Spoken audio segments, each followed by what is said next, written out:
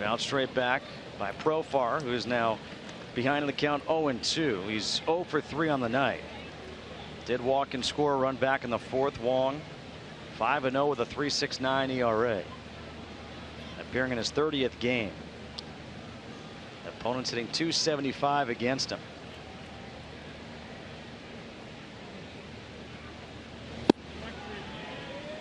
And there's a good pitch called strike 3. And so Profar 0 for 4. Strikes out for the second time tonight. We've always known Chien-Ming to have great movement, and he hasn't lost that. Always has had a really good a really good two-seamer and a sinker.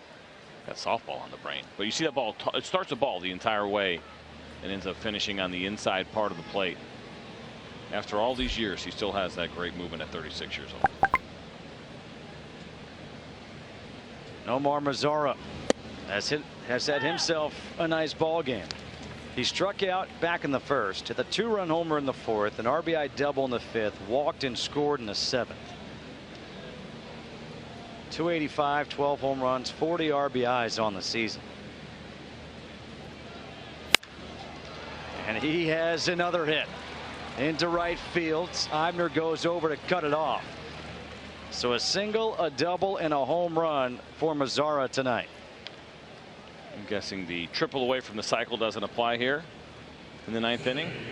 Hoping he doesn't get that opportunity, of course. If he gets that opportunity, something has gone terribly awry for the Rangers.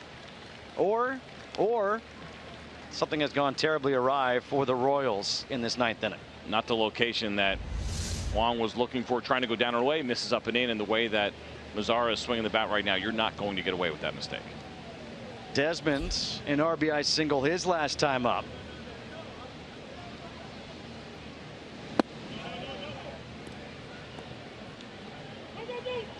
Wong just drops the ball on a toss back from Salvador Perez. Ian Desmond making that transition to the outfield from shortstop. It's nice to see, and we've spoken about Jurickson Profar and how he's played all over the field. In this day and age when everyone specializes, whether it's in a specific sport or a specific position, to see guys who are just baseball players and they can move around the field and play different positions well,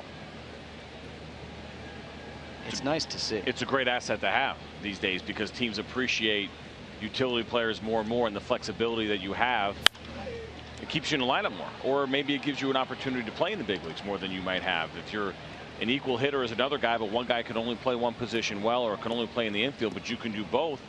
You can play in the outfield, you can play in the infield. Well, now your manager has all kinds of options, and if he wants to play matchups, he can give guys days off and put you in a different position. Ben Zobrist really put that on the map as the first real regular to be able to play more positions and then get paid for it by the Chicago Cubs. Ian Desmond, Jurickson Profar are becoming those guys. Now, Ian Desmond has stayed in the outfield for the most part, but the fact that he's even was open to it and almost demanded it really for what he wanted to do in 2016, I think speaks to also what kind of teammates these guys are. They're willing to do whatever they have to do, which makes the kid, the amateur, who only wants to play shortstop, look ridiculous. In high school or wherever level you're at, play as many positions as you can. You never know where your career is going to take you. 2 balls, 2 strikes to Desmond. High and outside. 3 balls and 2 strikes. Beltre on deck. That 3-run homer his last time up.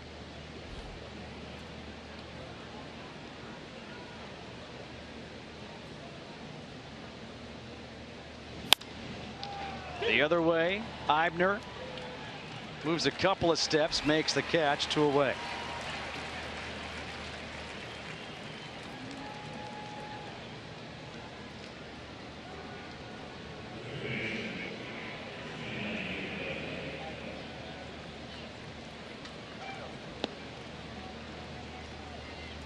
Seven to 1, Rangers on top. Adrian Beltre, 2 for 4, a double, the 3-run home run, a ground out to short, a ground ball back to Yordano Ventura to end the 5th. That was the end of the game for Ventura. I mentioned before how it was a wrist contusion. It turned out it was a rib contusion. I misheard the announcement, so it was a right rib contusion. X-rays were negative, so Ventura is day to day. We'll get a really good idea how he feels tomorrow, right? That's one of those injuries where it hurt at the time. Obviously, he went down, but waking up tomorrow and feeling it and how sore it really is, and whether or not he can throw and fully extend and do everything he needs to be able to do to pitch, so he'll get a better idea of that tomorrow when he wakes up. Tap foul behind home plate, 1-1. This was that comebacker from Beltre. See it catch right in the lower rib cage, and this will tell you everything you need to know about professional athletes. There's that moment where it hurts for a second. He reacted, but then you're also thinking about the play and finishing it off. He did a really nice job of that, but we saw him go down to the ground for about 30 or 40 seconds right afterwards. Outside, 2 balls and 1 strike.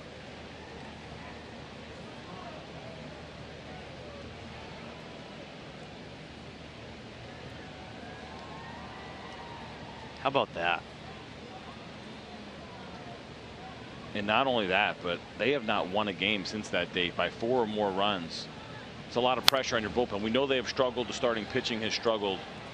When you're playing a lot of close games, it can be very stressful on your bullpen.